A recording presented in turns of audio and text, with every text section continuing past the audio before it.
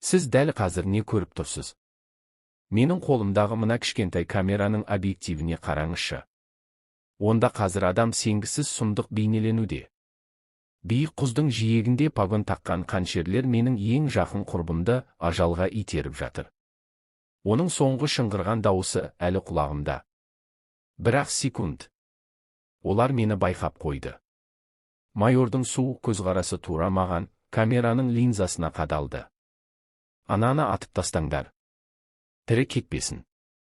Камераны алыңдар. Деген бұйрық тау жаңғырығымен жарыса шықты. Менің артымда түпсіз тереңдік пен қараңғы құз. Алдымда қаруланған жендеттер. Қолымда олардың қылмысын әшкерелейтін жалғыз кассета. Менің атым Катя. Және бұл менің тірі қалу үшін жасаған соңғы шайқасымның тарихы. Шындық қанша тұрады? Және адам өз өмірін сақтап қалу үшін қандай биіктікке шыға алады? Соңына дейін тыңдаңыз, өйткені бұл шындық сізді бей-жай қалдырмайды. Арнамызға тіркеліп қолдау білдіруді ұмытпаңыздар. Қай қаладан сағат нешеде көргендеріңізді жазып кетіңіздер. Түн. Кавказ тауларының асқар шыңдарын қара барқыттай тұмшалаған тым-тырыс, ауыр қараңғылық. Тек биіктен ескен мұздай жел ғана құздардың арасымен ұлып, айналадағы алып шыршалардың бұтақтарын сықырлатады. Осы бір табиғаттың сұсты үнсіздігін тек адам төзгісіз, жан түршігерлік бір дыбыс қана бұзып тұрды. Ол таудың суық желі емес, Катяның ажалдан қорыққан, кеудесіне сыймай алқына соққан жүрегінің дүрсілі еді. Қыздың саусақтары үсіп, епсіз болып қалған. Ол қолындағы ауыр, ескілеу менедер видео камерасын жіберіп алмайын дегендей соңғы күшімен қысып ұстап отыр.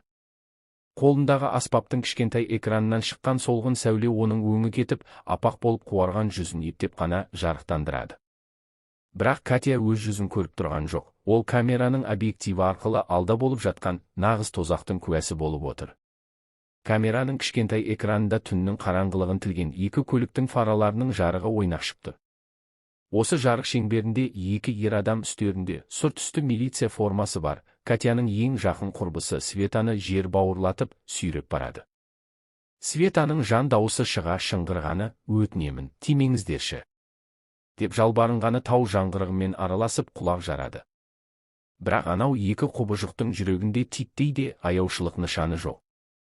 Олар заңды қорғайтын сақшылар емес, түнде аңға шыққан аш қасқырлар сияқты еді. Катяның көзінен жас сорғалап ағып жатыр, бірақ ол дыбыс шығаруға қорықты. Егер кішкене ғана бұтақ сықырласа немесе өксігі сыртқа шығып кетсе, оның да соңы солай болатынын іштей сезеді.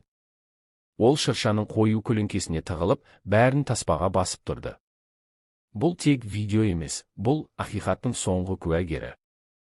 Кенет, солардың арасындағы ең ірісі, иығында майордың погоны бар, өңі суық Глеб есімді ер адам Светаны жартастың ернеуіне дейін сүйреп әкелді. Оның жүзінде адам айтқысыз қатыгездікпен суық күлкі ойнады. Ол Светаны құздан лақтырып жіберген сәтте, Катяның бүкіл әлемі тас-талқан болғандай сезілді. Құрбысының соңғы шыңғырған дауысы құз түбіне сіңіп кетті. Катяның демі тоқтап қалды. Дәл осы сәтте, майор Глеб бір нәрсені сезгендей, басын баяу көтеріп, айналаны шола бастады. Оның суық, жыртқыш көзқарасы Катя тығылып отырған тұсқа, дәл камераның объективіне келіп тірелді. Катя мен қаншердің көзқарастары линза арқылы түйіскендей болды. Ол жақта тағы біреу бар. Деп ақырды майор, қолымен шырша жақты нұсқап. Ат тез. Соңына түсіңдер, мына суканы тірі жібермеңдер. Осы бұйрық шыққан сәтте, тау үшін тапаншаның гүрсілдеген дыбысы жарып жіберді. Оқ Катяның қасынан ызыңдап өтіп, шыршаның діңіне тиді. Енді жасырынып тұрудың мағынасы қалмады. Катя камераны кеудесіне басып, қараңғылықтың қойнауына тік жартастарға қарай жанұшыра қаша жөнелді. Артында ауыр берсылардың дыбысы мен қарудың қайта-қайта оқталған сұсты дыбысы естіліп жатты. Ойын басталды. Бірақ бұл ойынның бәсі, оның жалғыз ғана өмірі еді. Орман іші бір сәтте тіріліп кеткендей болды. Катя алды-артына қарамай өкпесі өртене алқынып, қалың бұталардың арасымен жүйткей жөнелді. Бетін жас шыбықтар осып, киімін тікенектер жұлмаласа да, ол ештеңені сезер емес. Оның санасында тек бір ғана ой сақталды. Тоқтама. Тоқтасаң өлесің. Артындағы қуғыншылардың ауыр аяқ дыбыстарымен бір-біріне айғайлаған дөрекі дауыстары жақындап келе жатқандай сезілді. Ол алысқа ұзамайды. Сол жақпен қоршаңдар. Майор Глебтің гүрілдеген дауысы түн ішінде сойқан салып, жартастардан жаңғырып шықты. Катяның аяғы тайып кетіп, ылғалды мүкке етпетінен құлады. Қолындағы камера тасқа соғылып, тырс ете түскенде жүрегі тоқтап қала жаздады. Ол үшін бұл аспап жай ғана техника емес, Светаның ақырғы демімен ана жауыздардың қылмысын әшкерелейтін жалғыз айға. Қыз камераны тексеруге мұршасы болмай, қайтадан атып тұрып, биікке жартастардың ең шетіне қарай ұмтылды. Орман бітіп, алдынан сұп-сұр, суық әрі тіп-тік айдаһартысы құзы шыға келді. Бұл жер ажалдың босағасы іспеттес. Төменде түпсіз тереңдік, алдында өтуі мүмкін емес тік қабырға. Катя тығырыққа тірелді. Ол артына бұрылды. Қараңғылықтың арасынан фонарлардың сәулесі қылаң беріп, жақындап келеді. Қуғыншылар оны осы тақыр жартастың басында қуып жететіндеріне сенімді еді. Болды, қашатын жерің қалмады, сұлу қыз. Майор Глеб ағаш арасынан шығып, алқына дем алып, тапаншасын Катяға қарай бағыттады. Оның жүзінде жеңімпаздың мысқыл күлкісі ойнады.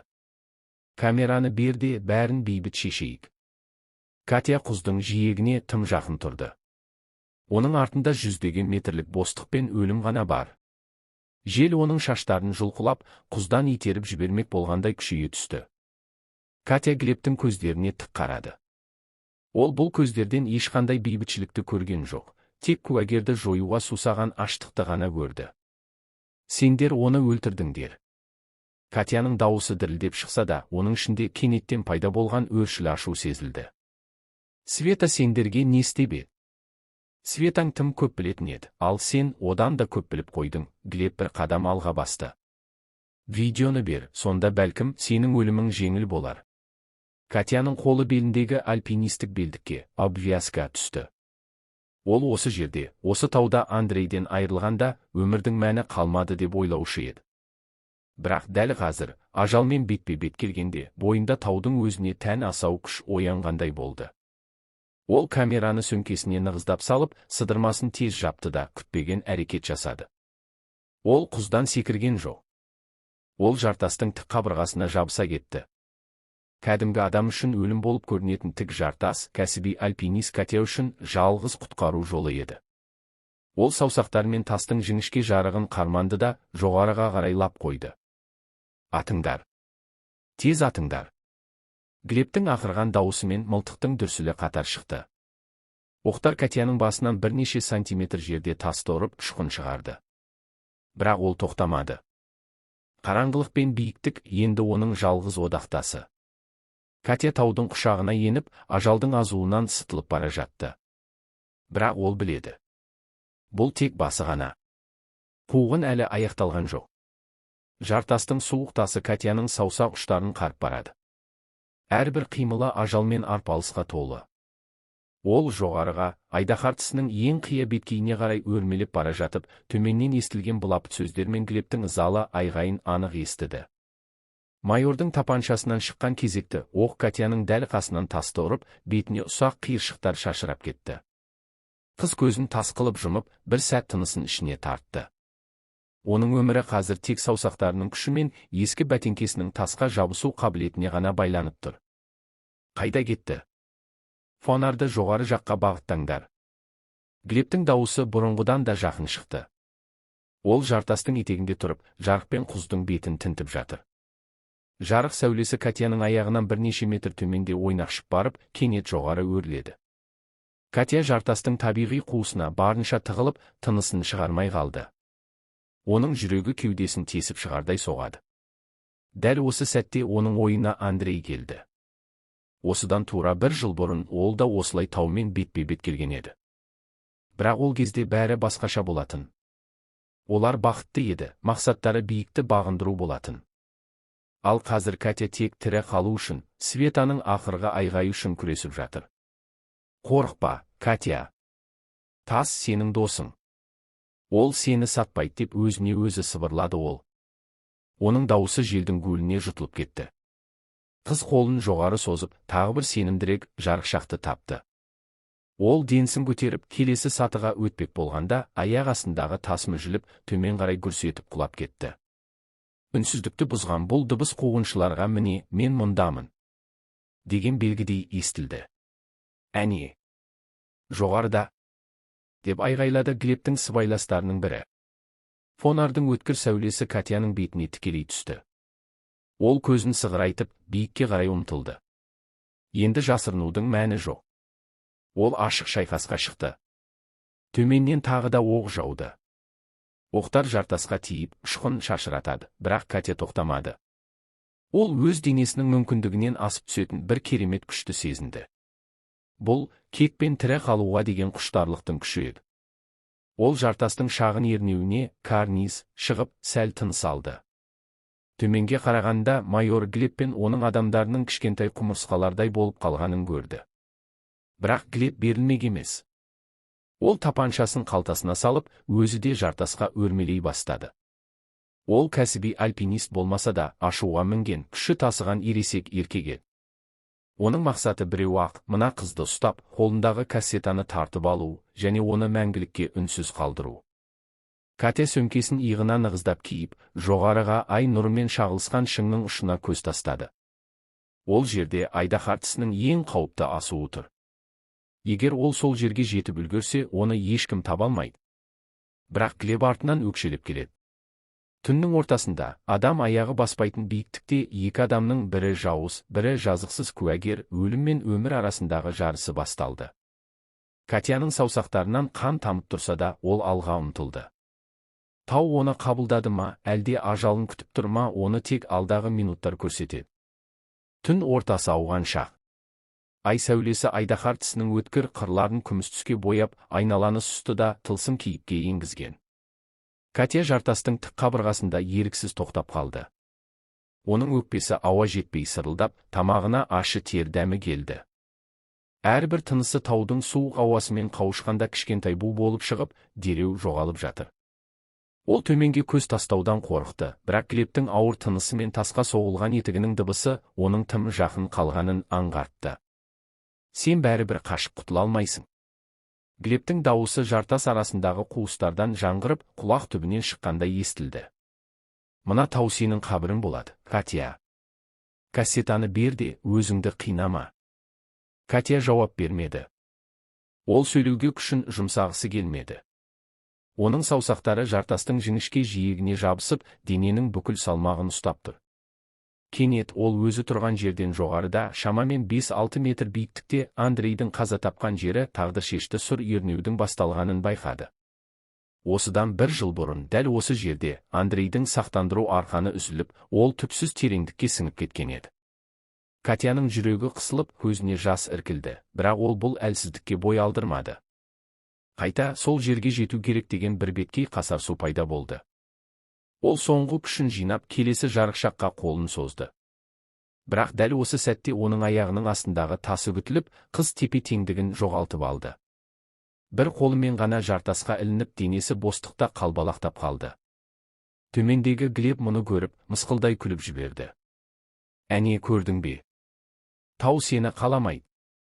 Майор Глеб Катяның аяғынан ұстауға сәл-ақ қалды.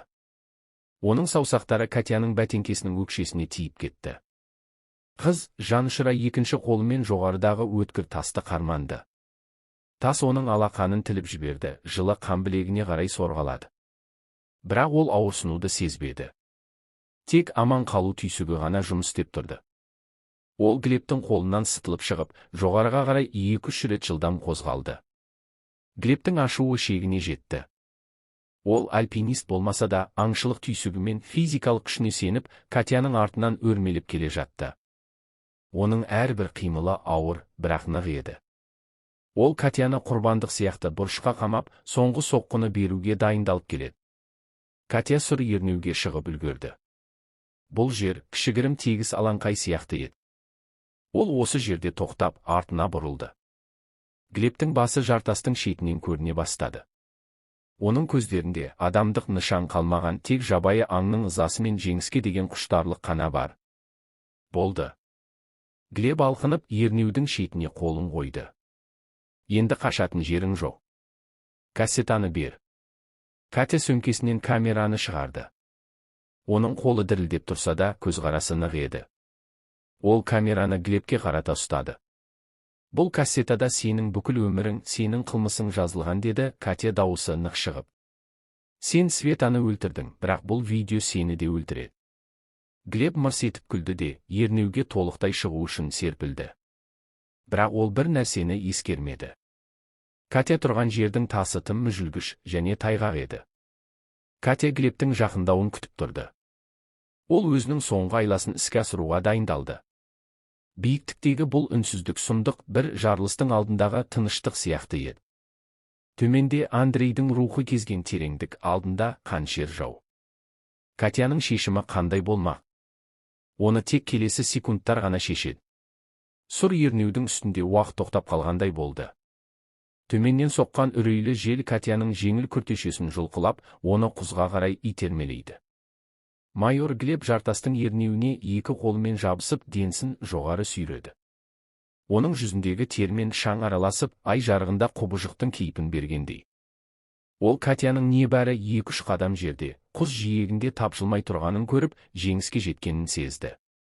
Енді бітті, қуышақ. Глеб алқына сөйлеп, тізесін тасқа тіреді. Мына жерден секірсең де өлесің, маған берілсең де өлесің. Бірақ кассетаны берсең, ажалыңды жеңілдетемін. Маған сен, мен сөзімде тұрамын. Катя үндемеді. Оның саусақтары сөмкесінің бауын қатты қысқаны соншалық, буындары аппақ болып кеткен. Ол Глебтің әрбір қимылын, әрбір тынысын бағып тұрды. Оның көз алдына Светаның соңғы шарасыз көзқарасы мен Андрейдің тау баурайындағы үнсіз бейнесі келді. Дәл осы сәтте ол өзінің қорықпайтынын түсінді. Қорқыныш, тірі қалғысы келетін адамдарда болады. Ал Катя дәл қазір тек әділдік орнатқысы келді. Глеб ернеуге толық шығып, еңсесін тіктеді. Ол Катядан әлдеқайда ірі, әлдеқайда күшті еді. Ол тапаншасын суырып алғысы келді, бірақ оң қолы жартасқа өрмелегенде қатты зақымданған екен, саусақтары бағынбай дірілдеп кетті. Ол ашуланып, тістеніп, қызға қарай бір қадам басты. «Камераны бер», деп ақырды ол, сау қолын алға созып. Катя кенет күтпеген әрекет жасады. Ол қолындағы қымбат камераны емес, аяғының астында жатқан, Андрейдің қазасынан бері осы жерде шіріп жатқан ескі, тот басқан альпинистік ілмекті, крюк, жылдам іліп алды. Бұл Андрейдің соңғы ұстаған заты еді. «Сен менің досымды өлтірдің», деді Катя, дауысы суық әрі нық шығып. «Сен мына таудың киесін қорладың. Бірақ тау ешқашан ештеңені ұмытпайды». Глеб мысқылдап күліп, қызға тап берді. Ол Катяны иығынан ұстап, жерге жықпақ болды. Бірақ Катя кәсіби спортшыға тән шапшаңдықпен сытылып кетіп, Глебтің екпінін өзіне қарсы пайдаланды. Ол Глебтің аяғын шалып жіберді. Майор тепе-теңдігін жоғалтып, ернеудің ең шетіне, мүжілген тастардың үстіне барып құлады. Төменде жүздеген метрлік түпсіз қараңғылық. Глебтің етігінің астындағы тастар үгітіліп, құзға қарай сусып бара жатты. Ол жанұшыра Катяның киіміне жабысты. Енді екеуі де ажал аузында тұрды. Егер Катя жібермесе, Глеб құлайды. Егер Глеб жібермесе, екеуі де бірге кетеді.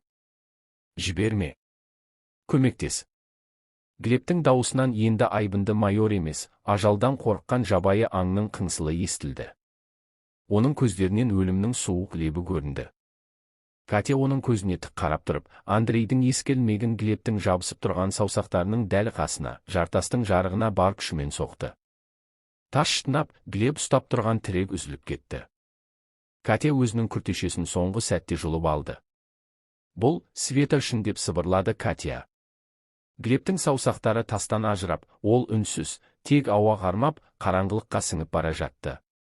Оның денесінің тастарға соғылған жаңғырығы ұзақ уақыт бойы тау ішін кезді. Содан кейін бәрі тынышталды. Тек желдің гуілі мен Катяның ауыр тынысы ғана қалды. Қыз жартасқа арқасын сүйіп, жерге отыра кетті. Ол жеңді ме? Иә. Бірақ бұл жеңістің дәмі тым ащы еді. Ол камерасын шығарып, кассетаның бүтіндігін тексерді. Енді оның алдында жаңа бір белес тұрды. Мына таудан аман-есен түсіп, ақиқатты бүкіл әлемге жария ету. Бірақ оған дейін әлі талай соқпақтар күтіп тұр еді. Түн әлі аяқталған жоқ. Майор Глебтің соңғы үрейлі дауысы құз түбіне сіңіп, тауышы қайтадан мазасыз, үнсіздікке оранды. Катя жартас ернеуінде қозғалмастан отыр. Оның саусақтары әлі де суық тасқа қарысып қалған, ал кеудесі соққан соққыдан кейін ауыр дем алады. Жеңіс пе? Жоқ, бұл жеңіс емес, бұл тірі қалудың ащы запыраны еді. Ол төменге, Глеб құлаған қараңғылыққа қараудан қорықты.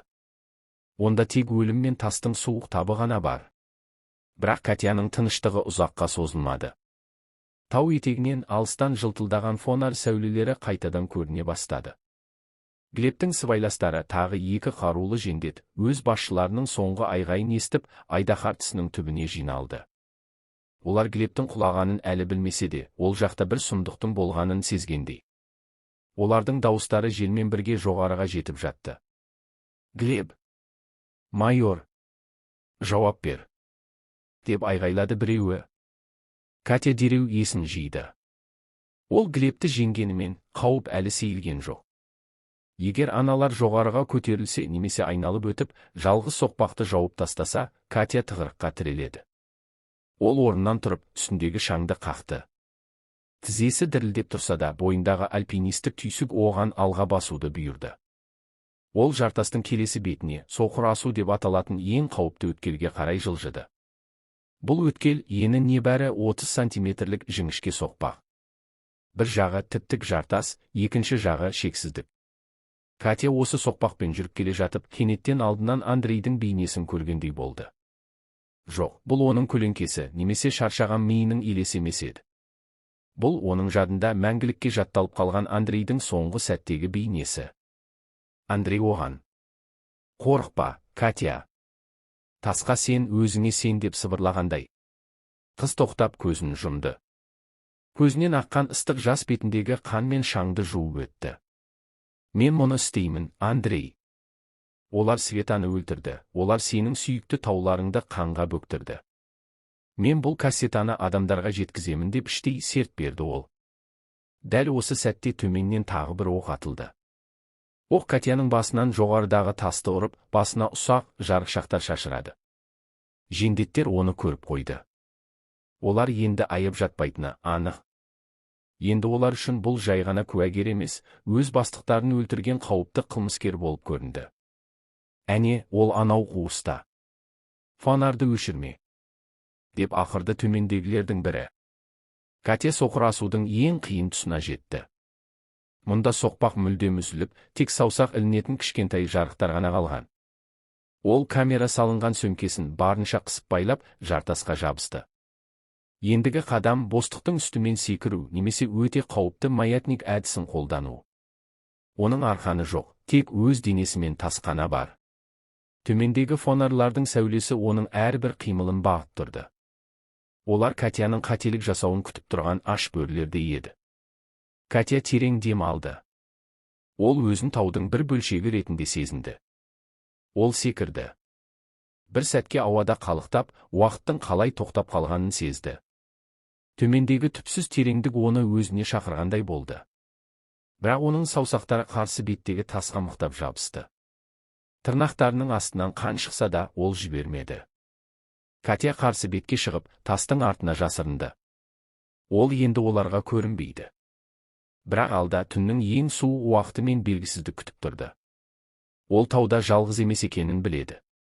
Артында жендеттер, алдында ажал, ал жүрегінде Андрей мен Светаның өтелмеген кегі. Катя қараңғылықтың қойнауына батып, жоғары өрлей берді. Оның мақсаты шыңның ең биік нүктесіне шығып, таңның атуын күту. Өйткені жарық ақиқаттың жалғыз досы. Соқыр асудың арғы бетіне шыққанда, Катяның саусақтары жансызданып, мұздай тасқа жабысып қалғандай сезілді. Ол денесін жартастың тар қуысына барынша тығып, демін ішіне тартты. Төменде Глебтің сыбайластары екі жедел уәкіл әлі де фонар сәулесімен тау бетін тінтіп әлек. Олардың дауыстары желмен бірге үзіліп созылып жетеді. Бірақ олардың үнінде енді бұрынғыдай нық сенім жоқ, қайта үрей мен белгісіздіктен туған ашу бар еді. Ол қайда жоқ болды. Мына жерден адам баласы өте алмайды, деп ақырды біреуі. Оның дауысы жартастардан жаңғырып, Катяның құлақ түбіне шыққандай болды. Глебте жоқ. Рация жауап бермейді. Мына сука бастықты бірдеңе қылды-ау деймін, екіншісінің дауысы дірілдеп шықты. Егер ол тірі кетсе, ертең бәрімізді дарға асады. Табыңдар. Тез. Катя көзін жұмды. Оның кеудесі соққан соққыдан кейін ауырсынып, әрбір тынысы қиындықпен келіп тұр. Дәл осы сәтте оның санасында өткен күннің елестері ояна бастады. Осыдан тура 1 жыл бұрын ол дәл осы таудың баурайында Андреймен бірге бақытты еді. Андрей оның қолынан ұстап: «Катя, тау бұл еркіндік. Ол ешқашан өтірік айтпайды» деген еді. Енді сол еркіндік оның қапасына айналды. Бірақ ол Андрейдің аруағы мен Светаның ақырғы айғайы алдында қарыздар екенін түсінді. Ол сөмкесін иығына нығыздап киіп, жоғарыға, Айдаһар тісінің ең биік шоқысына қарай жылжыды. Бұл жол, альпинистер арасында әзәзіл соқпағы деп аталатын, ешқандай сақтандырусыз өту мүмкін емес тікбетке еді. Бірақ Катяның басқа таңдауы жоқ. Ол тастың әрбір қатпарын, әрбір жарығын соқыр сезіммен тауып, жоғары өрлей берді. Саусақтарының ұшынан аққан қан суық тасқа тигенде тез қатып, оның ұстанымын нығайта түскендей болды. Кенет оның үстінен тасы күтіліп төмен қарай құлады. Катя селк етіп жартасқа жабыса кетті. Жоғарыда, қараңғылықтың қойнауында біреудің көлеңкесі көрінгендей болды. Ол Глеб пе? Жоқ, Глеб құздан ұшты. Олай болса бұл кім? Қыздың жүрегі аузына тығылды. Ол көлеңке баяу ғана төмен түсіп келе жатты. Катя демін шығармай, қолына бағанағы Андрейдің ескі ілмегін қатты қысып ұстады. «Катя!»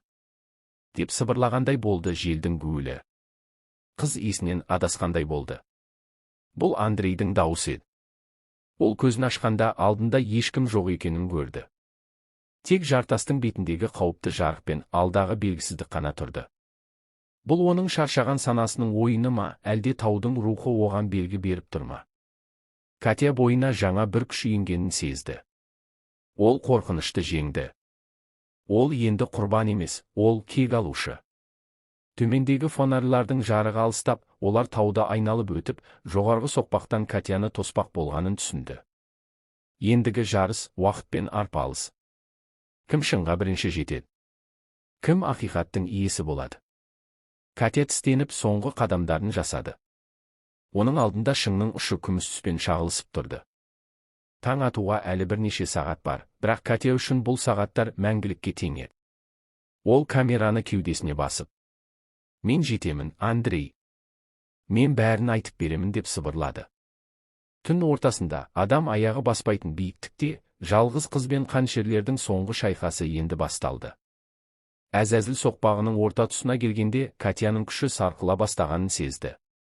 Саусақтарының ұшы жансызданып, мұздай тасқа жабысып қалғандай. Әрбір қимылы денесін мыңдаған инемен шаншығандай ауырсыну тудырады. Бірақ ол тоқтауға хақысы жоқ екенін біледі. Төменде, тау етегінде Глебтің сыбайластары әлі де фонар сәулесімен жартас бетін тінтіп әлек. Олардың дауыстары желмен бірге үзіліп созылып жетеді, бірақ сол үннен бұрынғыдай нық сенім емес, үрей араласқан ашу сезіледі. Ол қайда жоқ болды? Мына жерден адам баласы өте алмайды деп ақырды біреуі. Оның дауысы жартастардан жаңғырып, Катяның құлақ түбіне шыққандай болды. Глебте жоқ.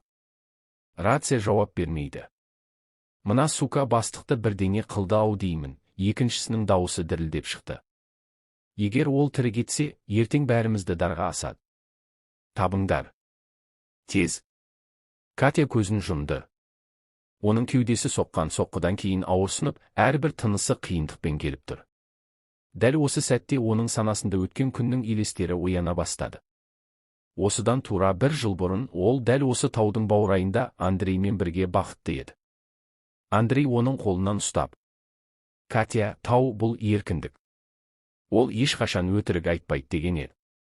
Енді сол еркіндік оның қапасына айналды. Бірақ ол Андрейдің аруағы мен Светаның ақырғы айғайы алдында қарыздар екенін түсінді. Ол сөмкесін иығына нығыздап киіп, жоғарыға, Айдаһар тісінің ең биік шоқысына қарай жылжыды.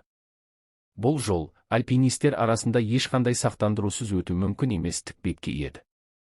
Бірақ Катяның басқа таңдауы жоқ. Ол тастың әрбір қатпарын, әрбір жарығын соқыр сезіммен тауып, жоғары өрлей берді.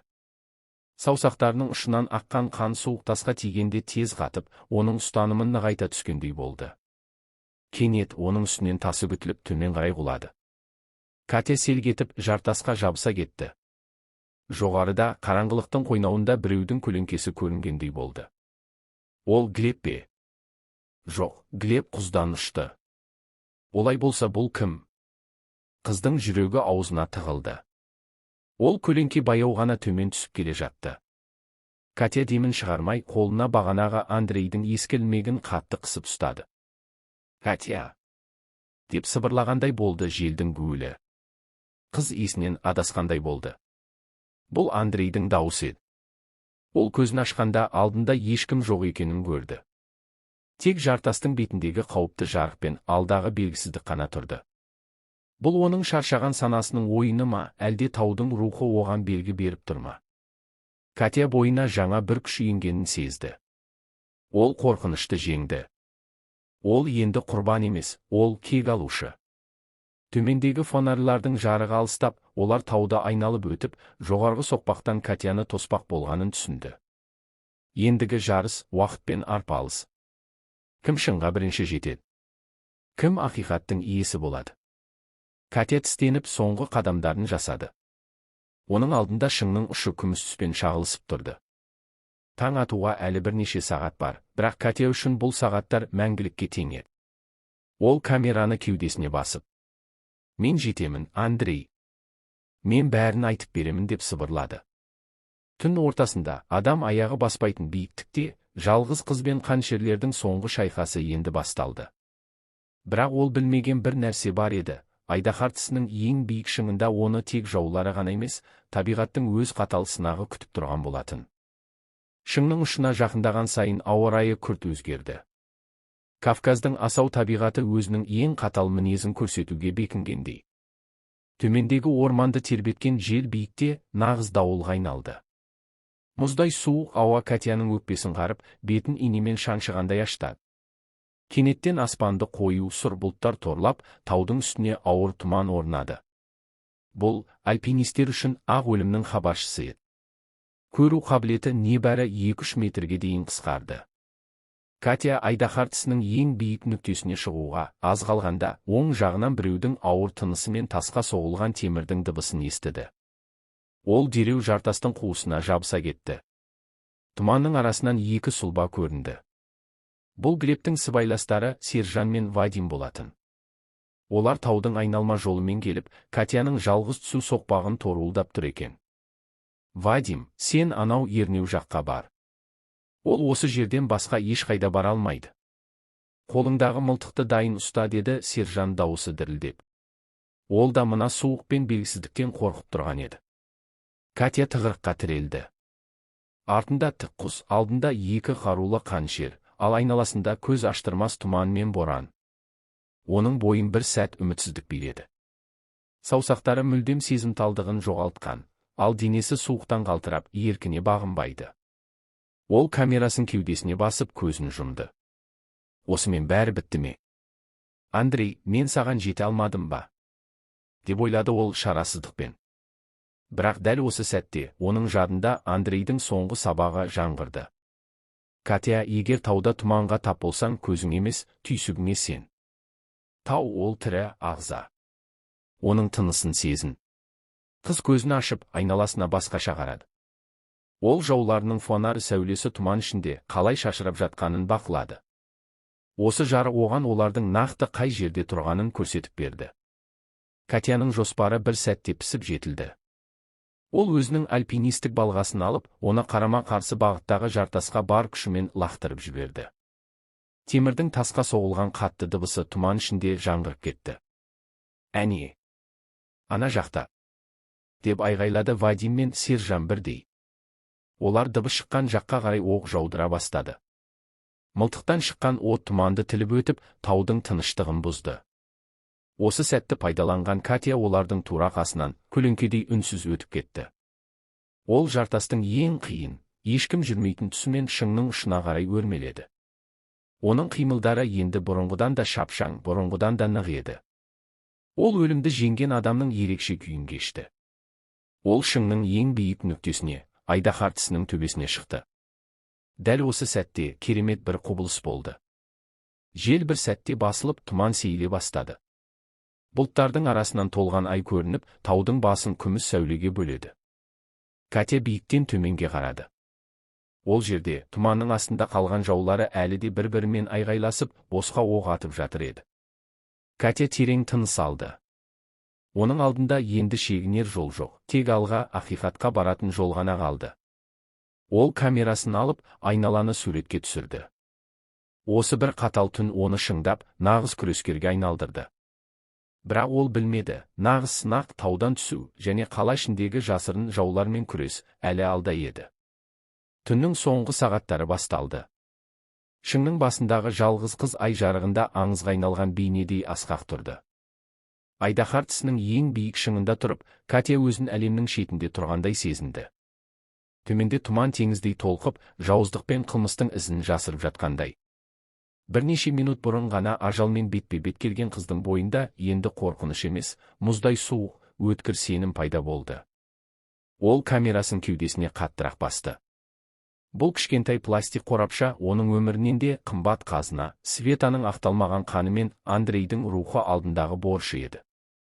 Аспан жиегі баяу ағарып, таңның алғашқы шапағы тау шыңдарын қан қызыл түске бояй бастады. Бұл көрініс әдемі болғанымен Катя үшін үлкен қауіптің хабаршысы еді. Жарық түскенде ол жауларына алақандағыдай көрінетін болады. Ол дереу төмен түсудің ең қауіпті, бірақ ең қысқа жолын шайтан сатысы деп аталатын тік құзды таңдады. Бұл жермен тек есінен адасқандар немесе амалы таусылғандар ғана түсетін. Әне! Шыңның басында. Көрдіңдер ме? Төменнен Вадимнің құмыққан дауысы естілді. Катя жартастың ернеуінен төмен қарай сырғи жөнелді. Оның қимылдары алдын ала есептелгендей дәл әрі шапшаң. Саусақтарының ұшындағы жаралар қайта ашылып, тас бетінде қызыл із қалдырып жатса да, ол ауырсынуды санасынан өшіріп тастады. Төмендегі екі жендет оның бағытын түсініп, етекті айналып өтіп, шайтан сатысының аяқталатын тұсына қарай жүгірді. Оны тірі ұстаңдар. Камера бізге керек. Сержанның айғайы тау жаңғырығымен қосылып, сұсты естілді. Катя жартастың орта тұсына келгенде, кенеттен аяғының астындағы тасы күтіліп, ол бірнеше метр төмен қарай құлдилап кетті. Тек соңғы сәтте ғана жартасқа жабысып тұрған жалғыз бұтаға ілініп үлгерді. Денесі бостықта қалбалақтап, төмендегі түпсіз тереңдік оны жұтып жіберуге дайын тұрғандай. Дәл осы сәтте оның көзіне Светаның күлімдеген бейнесі келді. Шыда, Катя! Сен мықтысың! Деген дауыс құлағына шалынғандай болды. Ол тістеніп, бар күшін жинап, қайтадан жартасқа жабысты. Төменге қарағанда екі жендеттің тапаншаларын кезеніп, оның түсуін күтіп тұрғанын көрді. Олар Катяны тығырыққа тіредік деп ойлады. Бірақ Катяның басқа жоспары бар еді. Ол өзінің альпинистік арқанның қалдығын пайдаланып, күтпеген жаққа сарқырама ағатын тар қуысқа қарай маятник жасап секірді. Мұздай су Катяның үстіне лап қойып, оның демін тоқтатып тастай жаздады. Бірақ ол судың астымен сырғып, жауларының көзінен таса болды. Вадим мен Сержан оның қайда жоқ болғанын түсінбей, сасқалақтап қалды. Олар оқ жаудырғанымен оқтары тек мұздай су мен тасқа ғана тиіп жатты. Катя сарқыраманың арғы бетіндегі тар соқпаққа шығып, орманға қарай жүгіре жөнелді. Оның үсті басы малшынған су, денесі мұздап кеткен, бірақ жүрегінде жеңіске деген от жанып тұрды. Ол енді таудың құшағынан шығып, үлкен жолға жақындап қалды. Алыстан трассаның гулі естіле бастады. Бұл құтқарудың да, жаңа қауіптің де белгісі еді. Катя орманның шетіне шығып, жол бойында тұрған жалғыз полиция көлігін көрді. Бұл көлік оны құтқара ма, әлде Глебтің басқа сыбайластары ма? Ол камераны сөмкесіне тығып, соңғы шешімін қабылдауға дайындалды. Таңғы шық басылған шөптің арасымен ол үнсіз жылжып, ақиқаттың ақ таңына қарай алғашқы қадамын жасады. Оқиғаның ең шиеленіскен сәті енді басталмақ. Көрерменнің тынысы тарылып, Катяның тағдыры қыл үстінде тұрды. Орманның шетіне шыққанда Катяның үсті басы малшынған су, киімі дар-дар болып жыртылған, ал жүзіндегі қан мен күйе араласқан іздер оның өткерген тозағынан хабар беріп тұрғандай еді. Ол қарағайдың жуан діңіне тасаланып, таңғы тұман сейіле бастаған тас жолға көз салды. Жол жиегінде жалғыз полиция көлігі тұр. Көктің суық нұры көліктің төбесіндегі жыпылықтаған шамдарға шағылысып, айналаға сүзді рең береді. Катяның жүрегі алқымына тығылды. Бұл көлік оның құтқарушысы ма, әлде Глебтің қанды қол серіктестері ме? Таудағы айқастан кейін ол ешбір форма киген адамға сенуден қалған еді. Бірақ оның денесі мұздап, күш-қуаты сарқылуға шақ қалды. Егер ол қазір көмек алмаса, мына суық пен шаршау оны таудан бетер құлататыны анық. Ол сөмкесін бауынан қатты қысып, ішіндегі камераның амандығын тағы бір мәрте саусақ ұшымен сезінді. Кенет көліктің есігі ашылып, ішінен орта жастағы, жүзі шаршаңқы көрінетін офицер шықты.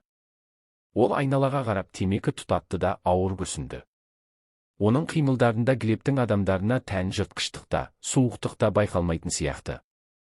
«Тәуекел», деп сыбырлады Катя іштей. Ол ағаш тасасынан баяу шығып, жолға қарай аяңдады. Оның әрбір қадамы мың батпан ауыр жүктей сезілді. Офицер Катяны көргенде селк етіп, қолын беліндегі тапаншасын апарды, бірақ қыздың мүшкіл халін көріп, дереу тоқтады. «Ей, қарындас! Саған не болған? Қайдан келесің?» Офицер Катяға қарай ұмтылды. Катя тоқтап, оған үрейлі көзбен қарады. Оның даусы шықпай, тек сыбырлап қана: «Көмектесіңіз. Олар Светаны өлтірді. Олар мені қуалап жүр», деді де тізесі бүгіліп, жерге отыра кетті. Офицер Катяны иығынан демеп көлікке қарай сүйемелдеді. «Тыныштал, тыныштал. Мен капитан Ивановпын. Қазір бәрін айтып бересің. Кім өлтірді? Қайда?» Ол көліктің артқы есігін ашып, Катяны отырғызды да үстіне жылы плащ жапты. Катя жылылықты сезінгенде денесі еріксіз дірілдей бастады. Ол капитанның көзіне тік қарады. Ивановтың көзқарасынан ол шынайы алаңдаушылықты көргендей болды. Бірақ дәл осы сәтте көліктің рациясынан Глебтің сыбайласы Вадимнің даусы саңқ ете қалды. «Орталық, жауап беріңіз. Біз куәгерді жоғалтып алдық». Ол орман жаққа, трассаға қарай кетті. «Көрген білгендер болса, дереу ұстап, бізге хабарласын. Ол өте қауіпті қылмыскер». Иванов рацияға жалт қарады, сосын Катяға бұрылды. Көлік ішіндегі ауа бір сәтте тар болып кеткендей сезілді. Катяның қолы сөмкесіне барып, камераны шығаруға дайындалды. Бұл оның соңғы мүмкіндігі. Егер Иванов та солардың бірі болса, бәрі бітті. «Демек, сені қауіпті қылмыскер деп жатқан осылар ма?» деді Иванов даусын бәсеңдетіп. Оның жүзінде ауыр ой мен күдік табы байқалды. Катя камераны шығарып, кішкене экранын қосты да Ивановқа қарата ұстады. Экранда Глебтің Светаны құздан лақтырып жатқан сәті, оның қатыгез жүзі анық көрініп тұрды. Иванов видеоны көргенде өңі бұзылып демін ішіне тартты. Ол рацияны қолына алды да біраз уақыт үнсіз тұрды. Дәл осы кезде орман жақтан екі көлеңке, Вадим мен сержан шыға келді. Олардың қолдарындағы қарулары ай жарығында суық жылтылдайды. Олар полиция көлігін көріп жүгіре басты. «Капитан, оны ұстадың ба? Бер бізге ол суканы». Сержанның даусы өктем шықты. Катя демін жұтып, Ивановқа қарады. Қазір бұл адамның бір ауыз сөзі Катяның өмірін не сақтап қалады, не мәңгілікке қияды. Капитан Иванов рацияны орнына қойып, белбеуіндегі тапаншасын тексерді де Катяға бұрылып: «Төмен жат», деді нық дауыспен. Көлік есігі тарс жабылды. Иванов сыртқа шығып, жақындап қалған екі жендеттің алдынан қарсы жүрді. Ақиқат пен зұлымдықтың соңғы шебі енді тас жолдың үстінде, таңғы тұман арасында шешілмек еді. Катя көлік еденіне бүрісіп жатып, жүрегінің дүрсілін баса алмай, ертеңгі күннің атарына сенгісі келді. Таңғы тұман тас жолдың үстінде ауыр қозғалып, айналаны сұрғылт шымылдықпен бүркеп тастаған. Капитан Иванов көліктен шығып, есікті нық жапқанда, Катя артқы орындықтың еденіне бүрісіп жатып демін шығаруға қорықты. Оның бар әлемі қазір осы темір көліктің ішіне сыйып кеткендей. Сырттағы әрбір дыбыс, етіктің тасқа соғылғаны, киімнің сусылы, тіпті салқын ауаның өзі ажалдың хабаршысында естіледі. Вадим мен сержан жақындап қалды. Олардың үстеріндегі формалары лай мен қанға былғанған, көздерінде шаршау мен жыртқыштық араласқан ессіздік ойнайды. Олар Ивановтың алдына келіп тоқтағанда, қолдарындағы қаруларын төмен түсіргенімен, саусақтары шүріппеді. О, капитан! Сәттілік біз жақта екен ғой. Сержан мысқылдай күліп, көліктің терезесіне үңілмек болды. Мына суканы бізге бер. Ол мемлекеттік маңызы бар қылмыскер. Глеб майор оны ұстау кезінде қаза тапты. Бұл қыз нағыз жендет. Иванов темекісін жерге тастап, етігінің өкшесімен ақырын езіп тастады. Оның жүзінде ешқандай эмоция жоқ еді, тек көздерінде ғана суық от жылтылдайды. Ол Вадимнің қолындағы тапаншасына, сосын сержанның ессіз көзқарасына ұзақ қарады. Глеб өлді дейсің бе? Ивановтың дауысы тұман ішінде тым салмақты шықты. Оның қалай өлгенін мына қыздың камерасы өте жақсы түсіріп алыпты. Света есімді қыздың құздан қалай ұшқаны да сонда екен. Мен жаңа ғана көрдім. Вадим мен сержан бір сәт сілекейе қатып үнсіз қалды. Олардың жоспары бұзылды. Енді алдарында тек куәгер емес, бәрін білетін әрі заңды өкіл тұрды. Вадим тістеніп, тапаншасын Ивановтың кеудесіне қарай бағыттады. Иванов, ақылды бол. Сенің де үйіңде бала-шағаң бар екенін ұмытпа. Бұл іске араласпа. Камераны бізге бер де, жолыңмен кет. Біз бұл жерде ешкімді көрмедік, сен де бізді көрмедің деп есептейік. Әйтпесе, сені де Глебтің қасына аттандыруға тура келеді. Катя көлік ішінде бұл сөздерді естігенде, бойын мұздай үрей биледі. Бала-шаға деген сөз кез келген адамның ерік жігерін жастатын ең қауіпті қару екенін ол жақсы білетін. Ол Ивановтың қазір беріле салатынына, оны ана қаншерлерге ұстап беретініне сенімді болды. Ол камераны құшақтап, соңғы рет Света мен Андрейдің рухына сыйынды. Бірақ Иванов күтпеген әрекет жасады. Ол қарқылдап күліп жіберді. Бұл күлкіде ешқандай қуаныш емес, нағыз ер адамның ащы келемежі бар еді. Сендер мені Глебпен шатастырып тұрсыңдар, деді ол, дауысы бұрынғыдан да қатал шығып. Мен 20 жыл бойы осы форманы нан табу үшін емес, ар-ұждан үшін киіп келемін. Оқталған қаруды заң өкіліне бағыттау, бұл сендердің соңғы қателіктерің. Ат оны, деп ақырды сержан. Дәл осы сәтте тас жолдың үстінде атыс басталды. Иванов кәсіби маманға тән шапшаңдықпен жерге домалап түсіп, көліктің дөңгелегін тасалады да, жауап ретінде оқ жаудырды. Катя құлағын басып, көліктің еденіне жабыса түсті. Оқтар көліктің теміріне тиіп, түңк-түңк еткен қорқынышты дыбыс шығарады. Терезелердің шынысы қирап, Катяның үстіне шашырады. Атыс небәрі бірнеше секундқа созылса да, Катя үшін ол мәңгілікке созылғандай көрінді. Кенет бәрі тынышталды. Тек алыстан естілген тағы бірнеше полиция көлігінің сиренасы тұманды жарып жете бастады. Катя басын баяу көтеріп, терезеден сыртқа қарады. Вадим жерде қимылсыз жатыр, ал сержан иығынан жараланып, қаруын тастап, тізе бүгіп отыр екен. Иванов көліктің артынан шығып, киіміндегі шаңды қақты. Оның қолынан қан тамып тұрса да, ол Катяға қарап басын изеді. Енді бәрі бітті, қарындас. Көмек келе жатыр, деді ол шаршаған дауыспен. Катя көліктен шықты. Таңғы күннің алғашқы сәулелері тұманды сейілтіп, тау шыңдарын алтын түске бөледі. Ол терең тыныс алды. Таудың суық ауасы енді оның өкпесін қарып емес, емдеп жатқандай сезілді. Оның қолындағы камера ақиқаттың символындай күн нұрына шағылсады. Ол тірі қалды. Ол жеңді. Бірақ бұл жеңіс оның жүрегінде мәңгілік тыртық болып қалатынын ол іштей сезіп тұрды. Оқиға аяқталды, бірақ Катяның жаңа өмірі енді ғана басталмақ. Төменде келе жатқан полиция көліктерінің шамдары үміт отындай жылтылдап, болашаққа жол сілтеп тұрды. Тас жолдағы атыс басылып, таңғы тұман сейілгенімен, Катя үшін нағыз сынақ енді ғана басталған еді. Сиреналары шырқырап жеткен полиция керуені оны құтқарушылар емес, қоршауға алған жаушылардай көрінді.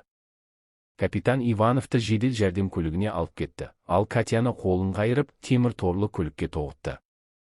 Оның үсті басы малшынған су, саусақтары қан, ал жанарында сөніп бара жатқан үміт оты бар еді. Ең бастысы, оның сөмкесіндегі сол бір кішкентай камераны айғақзат ретінде тартып алды. Қалалық басқарманың тарда суық тергеу бөлмесі. Төбедегі жалғыз шам сықырлап, Катяның алдындағы темір үстелге солғын сәуле түсіреді. Қарсы алдында екі адам отыр. Бірі жүзі жып-жылмағай, көзқарасы суық адвокат сияқты адам болса, екіншісі иығында полковник погоны бар, жүзінен қатыгездік есетін егде тартқан ер адам. Бұл Глебтің тікелей бастығы, облыстық басқарманың ықпалды адамы полковник Самойлов еді. Сонымен Катерина, деді Самойлов дауысын баяу шығарып, алдындағы темекі тұтатқышпен ойнап отырып. Сенің айтуыңша, біздің үздік қызметкерлеріміз тауда қылмыс жасап, құрбыңды өлтірген екен ғой. Ал біздегі мәлімет мүлдем басқаша. Сенің құрбың абайсызда құлаған, ал сен есіңнен адасып, майор Глебті итеріп жібергенсің. Содан кейін капитан Ивановты да азғырып, өз әріптестеріне оқ атқызғансың.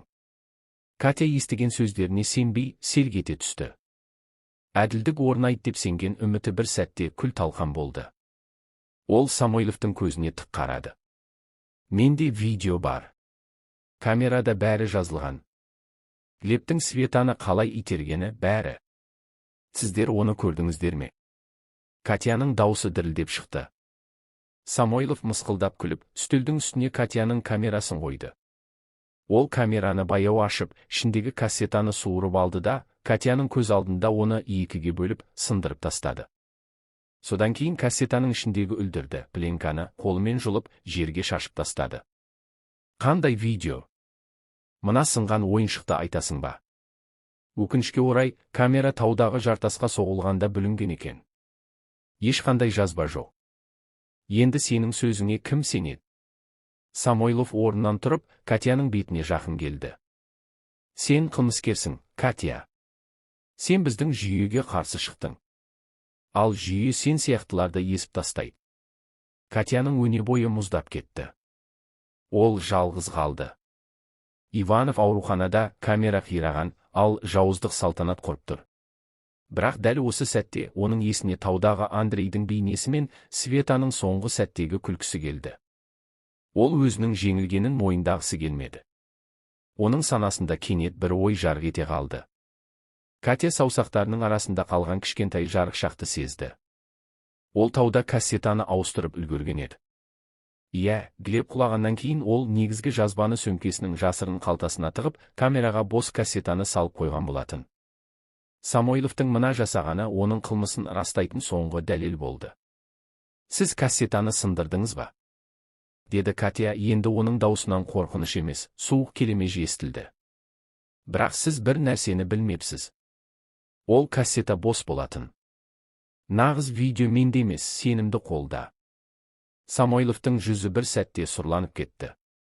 Ол Катяның жағасынан алып, өзіне қарай жұлқып тартты. Қайда? Ол қайда? Тез айт, әйтпесе осы жерден тірі шықпайсың. Ол ертең таңертең барлық орталық телеарналар мен прокуратураның электронды поштасында болады, деді Катя тістеніп тұрып. Мен оны тауда жүргенде ақ спутниктік байланыс арқылы Андрейдің досына жіберіп қойғанмын. Сендер кешіктіңдер, полковник. Бұл Катяның соңғайласы ва-банк еді.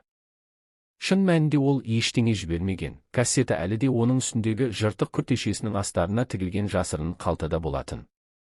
Бірақ Самойловтың көзіндегі үрей Катяға жеңіс сыйлағандай болды. Ендігі мәселе таң атқанша осы қапастан аман шығу және нағыз кассетаны тиісті жерге жеткізу. Тергеу бөлмесіндегі ауа енді полковник үшін тарыла бастады, ал Катя үшін бұл жаңа шайқастың басы ғана еді.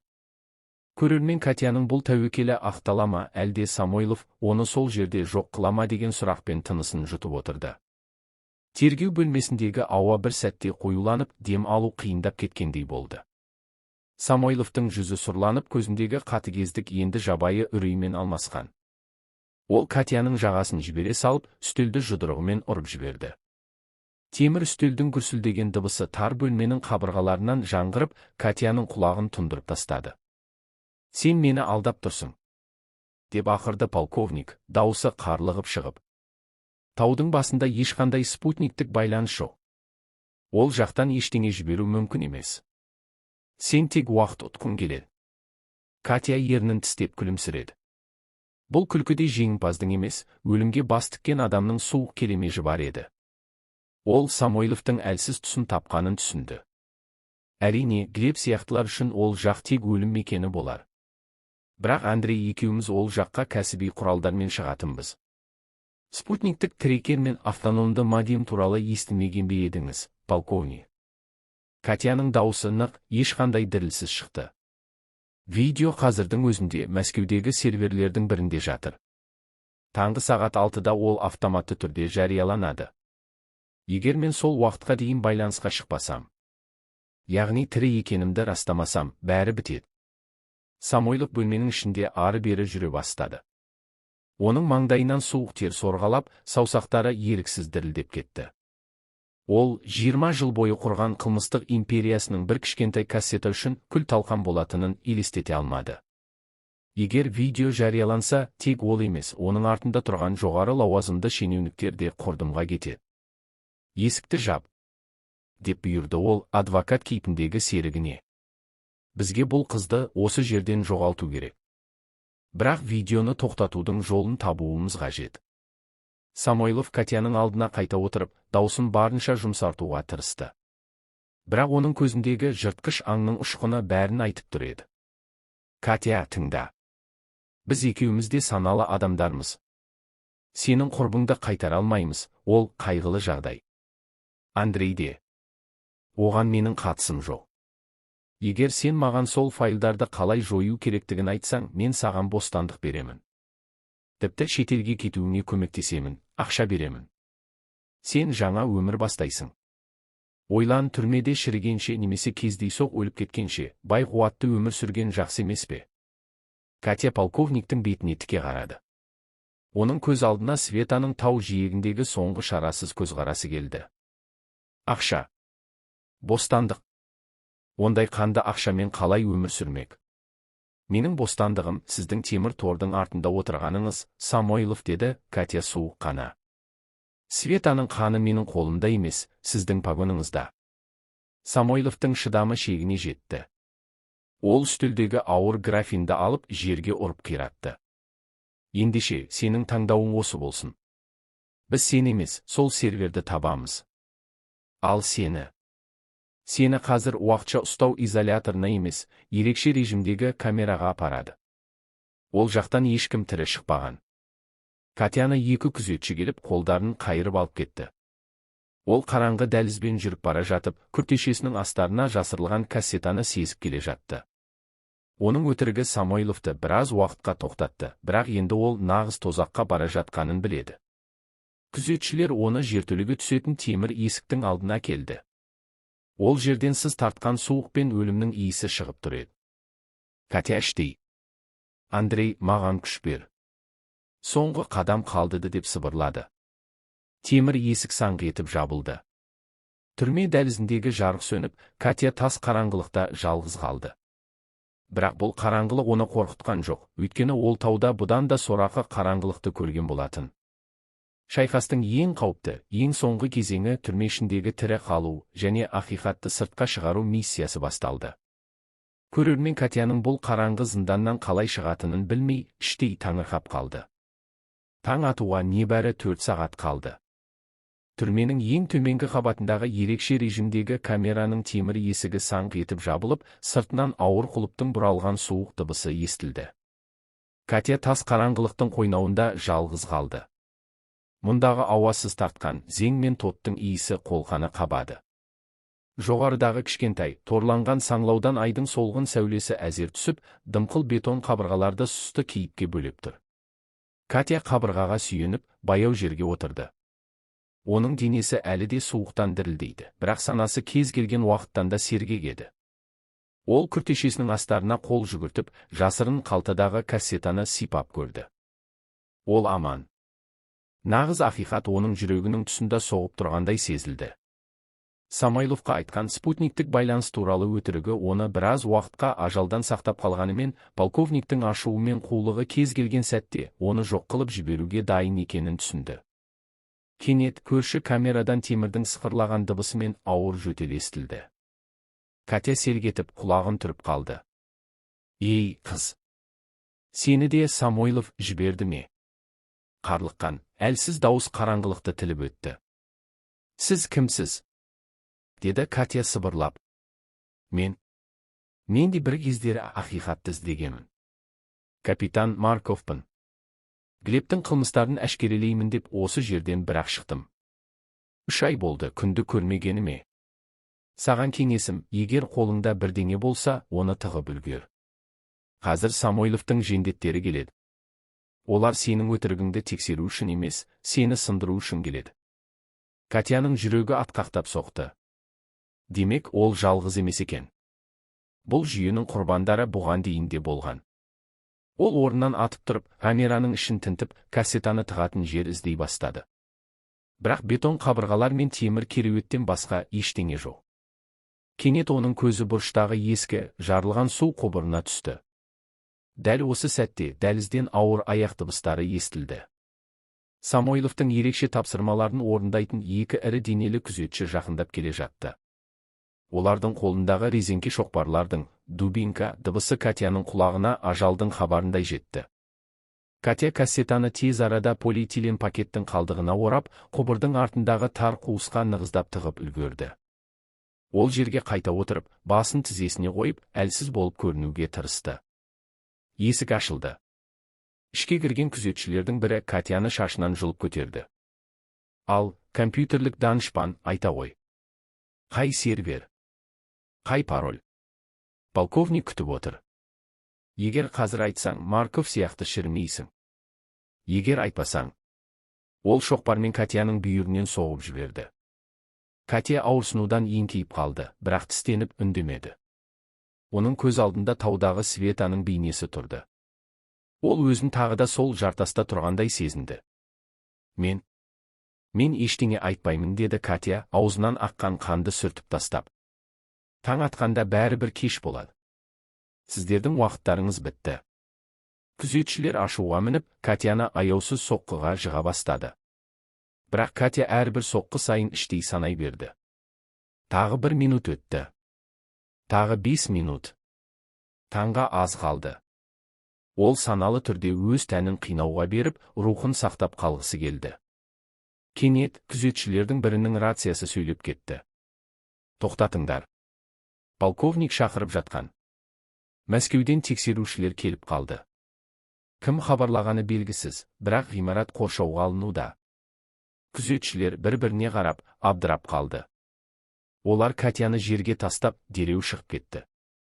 Камера қайтадан қараңғылыққа оранды. Катя жерде жатып, ауыр дем алып, күлімсіреді. Оның өтірігі емес, мүмкін капитан Ивановтың соңғы әрекеті немесе Андрейдің достарының көмегі шынымен де жеткен болар. Ол соңғы күшімен құбырдың қасына еңбектеп барып, кассетаны суырып алды. Оның саусақтары дірілдеп, кассетаны құшағына қысты. Таңғы алғашқы сәуле түрменің тар терезесінен түскенде, Катя ақиқаттың атуына сенді. Оқиғаның шешуші сәті жақындап қалды.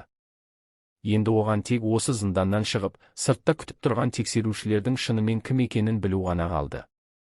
Жауыздық империясының іргесі сөгіле бастады, бірақ ақырғы шайқас әлі алда еді. Көрермен Катяның бұл тозақтан қалай аман шығатынын көру үшін тағатсыздана күтті. Түрме дәлізіндегі абыр-сабыр мен айғай-шу Катяның камерасына дейін жетті. Темір есіктердің тарс-тұрс жабылғаны, біреулердің жанұшыра жүгіргені, алыстан естілген сиреналардың үні бәрі де зұлымдық империясының іргесі сөгіле бастағанын аңғартқандай. Катя қабырғаға сүйеніп, соққыдан кейінгі ауырсынуды жеңуге тырысты. Оның ерні жарылған, үсті басы көкпеңбек ала қаудан болса да, жанарында бұрын-соңды болмаған өткір от жанып тұрды. Кенет оның камерасының құлпы шықырлап ашылды. Катя кассетаны дереу қойнына тығып, қорғануға дайындалды. Есік тарс ашылып, табалдырықта тынысы тарылған, түрі бұзылған Самойлов көрінді. Оның қолында тапанша, ал көздерінде ессіздік пен өлім алдындағы қорқыныш араласқан суық ұшқын бар еді.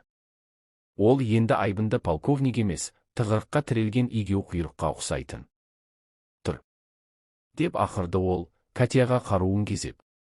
Сенің айтқандарың өтірік болса да, біреулер жоғары жаққа хабар жеткізіп үлгеріпті. Ғимарат қоршауға алынды. Бірақ мен сені мұнда тірі қалдырмаймын. Сені өзіммен бірге алып кетемін. Егер құтыла алмасам, сенің де күнің біткені. Самойлов Катяны білегінен жұлқып тұрғызып, дәлізге сүйрей жөнелді. Дәліздің іші көк түтінге оранған, жарық жүйесі бұзылып, шамдар жыпылықтап тұр. Самойлов Катяны тірі қалқан ретінде пайдаланып, ғимараттың артқы шығу есігіне қарай беттеді. Капитан Иванов тірі екен деді Катя, оған ілесе алмай, ақсаңдап басып келе жатып. Ол бәрін айтып үлгерді. Сіздің уақытыңыз бітті, Самойлов. Мына қабырғалар енді сізді қорғамайды, қайта жұтып қояды. Үніңді өшір. Самойлов Катяның желкесінен тапаншаның ұңғысымен нұқып жіберді. Менде әлі де ықпал бар. Мені ешкім де қамай алмайды. Қазір көлік келеді, біз тауға қарай қайтамыз. Ол жақта менің адамдарым күтіп тұр. Олар жертөледен шығып, ғимараттың артқы ауласына баратын тар дәлізге жеткенде, алдарынан қара киімді, бетперде киген арнайы жасақ сарбаздары шыға келді.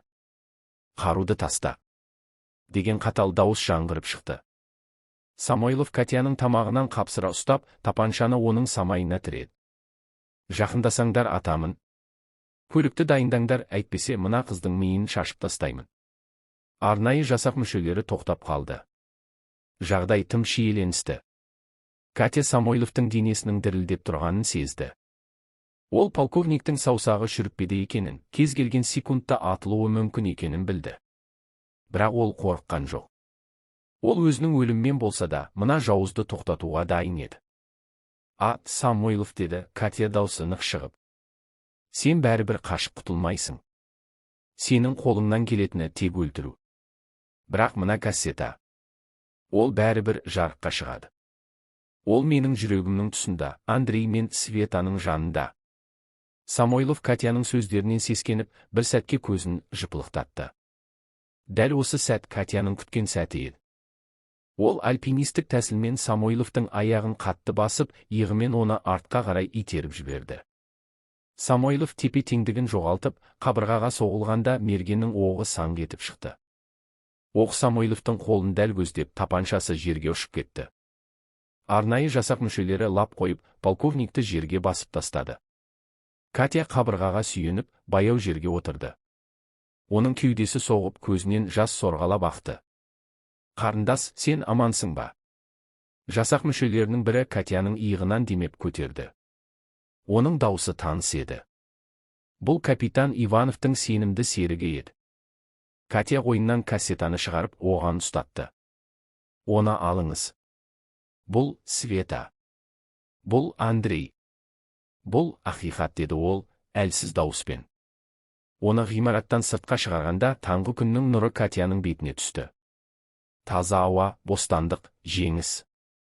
Ғимараттың алдында Самойловтың қылмыстық тобының мүшелері қолдарына кісен салынып, көліктерге тиеліп жатты. Катя алыста көрініп тұрған айдаһар тісі шыңына қарады. Тау үнсіз. Бірақ ол Катяның ерлігін, оның төккен қаны мен көз жасын мәңгілікке өз қойнауына сақтап қалғандай болды. Соңғы шайқас аяқталды, бірақ Катяның есімі бұл таулардың аңызына айналатыны анық еді. Көрермен Катяның жеңісіне куә болып, терең дем алды. Ғимараттың сыртына шыққанда Катяның көзіне алғаш түскені ертеңгі күннің нұрына шағылысқан ондаған полиция көлігі мен жедел жәрдемнің жыпылықтаған шамдары болды. Бұл жолы сиреналардың дауысы үрей емес, құтқару әуені секілді естілді. Ол терең дем алды. Салқын ауа соққыдан ісінген өкпесіне жеткенде, Катя өзінің шынымен тірі екенін, тозақтан аман шыққанын алғаш рет сезінді. Катерина. Алыстан таныс дауыс естілді. Жедел жәрдем көлігінің шетінде иығы таңылған, жүзі қуарған, бірақ көздерінде жылылық бар капитан Иванов тұр еді. Ол Катяға қарай ақсаңдай басып келіп, оны бауырына басты. Бұл екі жауынгердің, өлім мен сатқындық шебінен өткен екі тағдырдың үнсіз қауышуы еді. Мен үлгердім, деді Иванов сыбырлап. Прокуратура мен Ішкі істер министрлігінің арнайы тобын Мәскеуден тікелей шақырттым. Самойловтың сыбайластары Мәскеудегі өз адамдарына хабар беріп үлгермей қалды. Ол енді ешқайда қаша алмайды. Дәл осы сәтте ғимараттан қолына кісен салынған Самойловты алып шықты. Оның паңдығынан ештеңе қалмаған. Шашы қобыраған, қымбат кителі жыртылған, ал көздерінен тек жеккөрініш пен шарасыздық есетін. Ол Катяның тұсынан өтіп бара жатып тоқтап қалды. Сен бәрін құрттың, сука, деп тістенді ол. Сенің бір кассетаң жүйені құлатады деп ойлайсың ба? Менің орныма басқасы келеді. Сенің құрбың бәрібір тірілмейді. Катя оның көзіне тік қарады. Оның жанарында енді үрей де, ашу да жоқ, тек таудың шыңындағыдай мұздай суық тыныштық орнаған.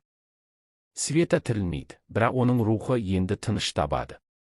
Ал сен, Самойлов, өзің салған түрмеде, өзің қорлаған заңның атымен шіритін боласың. Тау сені қабылдамады, енді жерде сенен жиіркенеді, деді Катя нық дауыспен. Самойловты көлікке күштеп отырғызып алып кетті. Көп ұзамай оқиға орнына жеткен прокуратура тергеушісі Катяның қолындағы кассетаны ресми түрде қабылдап алды. Ол кассета жүздеген адамның тағдырын талқандаған оборотеңдердің үкімі еді. Күн еңсесін көтеріп, қала ұйқысынан ояна бастады. Катя жедел жәрдем көлігінде отырып, теледидардан шұғыл жаңалықтарды көрді.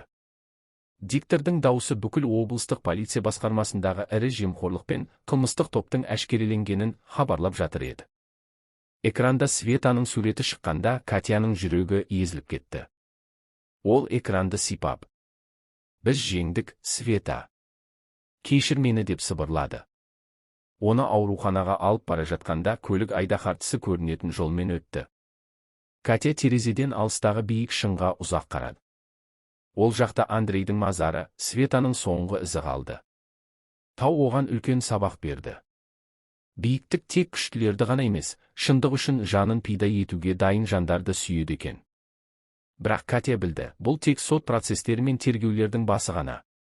Оның алдында әлі талай қиындықтар тұрды, бірақ ол енді қорықпайды. Өйткені ол таудың қызы, ол ажалды жеңген куәгер. Катя көзін жұмып, Андрейдің «Тауға сен, өзіңе сен» деген сөзін қайталап, ұзақ уақыттан бері алғаш рет тыныш ұйқыға кетті. Көрермен Катяның жеңісіне куә болып, әділдіктің бар екеніне сеніммен қарады. Арада бірнеше ай өтті. Самойлов пен оның қанды қол жендеттеріне қатысты сот үдерісі бүкіл елді дүр сілкіндіріп, ғасыр қылмысы деген атпен тарихта қалды. Катяның түсірген кассетасы басты айғақ ретінде қабылданып, әділдік салтанат құрды. Жүйе тазарды, қылмыскерлер темір тордың арғы жағына мәңгілікке тоғытылды. Бірақ Катя үшін нағыз жеңіс сот залында емес, өзінің ішкі әлеміндегі тыныштықты табу еді. Күздің соңғы күндерінің бірі. Тау шыңдарын алғашқы ақырау шалып, ауа мөлдір әрі суық тартқан. Катя тағы да сол таныс соқпақпен, айдаһартысының етегіне қарай баяу өрмелеп келе жатты. Бұл жолы оның иығында ауыр альпинистік құралдар емес, тек кішкентай сөмке мен екі шоқ жабайы гүл бар еді. Оның жүзіндегі тыртықтар жазылғанымен, жанарындағы терең мұң мен даналық оның басынан өткерген тозағынан хабар беріп тұрғандай. Ол Светаның құздан ұшқан жеріне, сол бір сұмдық түннің куәгері болған жартас ернеуіне келді. Төмендегі түпсіз тереңдік енді қорқынышты емес, тек сағынышқа толы үнсіз мекендей көрінді. Катя жартастың жиегіне гүл шоғын қойып, тізерлеп отырды. «Мен уәдемде тұрдым, Света», деді ол сыбырлап. «Олар жазасын алды. Енді ешкім сенің есіміңді қаралай алмайды. Сенің адалдығың мен тазалығың енді осы таулардың жаңғырығында мәңгі қалады». Ол біраз уақыт үнсіз отырып, желдің гуілін тыңдады. Жел Светаның күлкісіндей нәзік есіп, Катяның шашынан сипап өткендей болды. Содан кейін Катя орнынан тұрып, жоғарыға Андрейдің рухы кезген ең биік шоқыға қарай беттеді. Шыңның басында Андрейдің құрметіне қойылған кішкентай металл тақтайша тұр еді. Катя екінші гүл шоғын сонда қойып, тастың суық табына маңдайын тіреді. Ол осы жерде Андрейден айырылғанда өмірі тоқтады деп ойлаған еді, бірақ осы тауда ол қайта туылды. Ол құрбандықтан күрескерге, әлсіз қыздан ақиқаттың қорғаушысына айналды. «Андрей, сенің тауларың маған көмектесті», деді Катя, алыстағы көкжиекке қарап. «Мен қорыққан жоқпын. Себебі сен менің қасымда болдың. Енді мен білемін. Өлім бұл соңғы нүкте емес, бұл шындықтың мәңгілікке ұласуы». Кенет, бұлттардың арасынан күннің алтын сәулесі жарқ етіп шығып, айдаһартысының ұшын нұрға бөледі. Таудың заңғар биіктігінен қарағанда төмендегі қала, адамдардың ұсақ тіршілігімен өткен күнгі қайғы қасірет тым алыста, маңызын жоғалтқандай болып қалды. Катя өзін еркін сезінді. Оның иығынан ауыр жүк түскендей, жаны жеңілдеп сала берді. Ол сөмкесінен сол баяғы ескі видеокамераны шығарды. Ол бүлінген, линзасы шытынаған, бірақ Катя үшін ол ең құнды жәдігер. Ол камераны жартастың шетіне қойып, соңғы рет объективіне қарады. Оқиға аяқталды, деді ол нық дауыспен. Катя төмен қарай, өмірге, жаңа белестерге қарай баяу түсіп бара жатты. Оның артында асқар таулар мен мөлдір аспан, ал алдында әділеттілікпен суарылған жаңа өмір күтіп тұрды. Ол енді куәгер емес, ол жеңімпаз. Ал Айдаһар тісінің басындағы нұрлы сәуле Катяның ізімен мәңгілікке жарқырап қала берді.